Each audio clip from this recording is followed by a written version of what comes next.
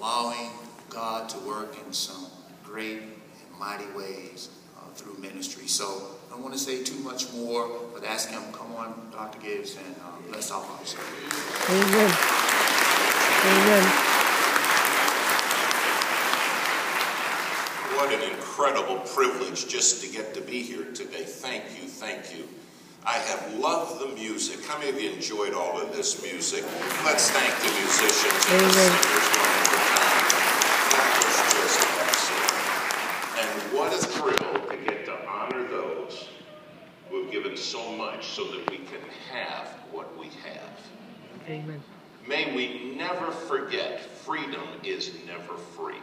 Amen. It takes an incredible price to secure it, an incredible price to preserve it. And boy, these dear men and women who have served and are serving, we can never in this life repay you.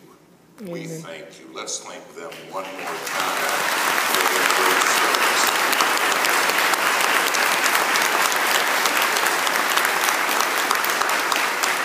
Amen. When I'm in a service like this, how many of you say it's proud and good to be in America? It's just a gracious, wonderful thing. If you have your Bibles, please, the book of Titus, chapter 3. Titus chapter 3. Toward the end of the New Testament, 1st and 2nd Timothy, Titus, Philemon, Hebrews, James. Titus chapter 3. Have you ever messed up in reading some directions? How many of you guys ever misread a road map? Hold your hand up.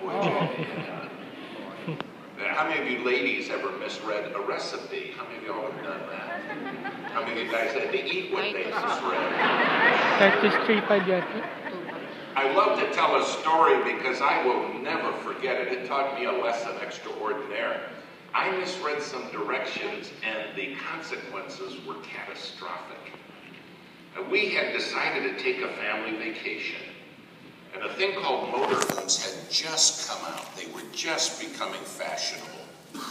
And we decided to rent one and take our kids on a family vacation. We lived in Cleveland, Ohio. We were going to travel down to the Nashville area to the Percy Priest Lake and camp there.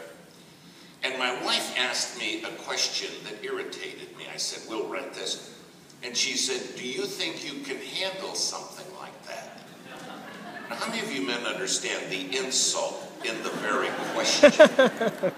Of course I can handle it.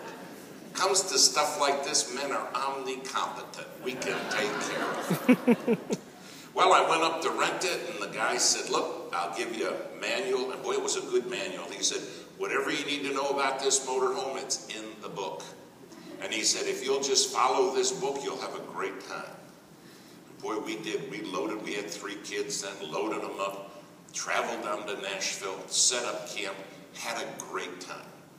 About the 3rd day, my wife came out. We were eating breakfast at our picnic table. And she said, what's that little red light in the hall?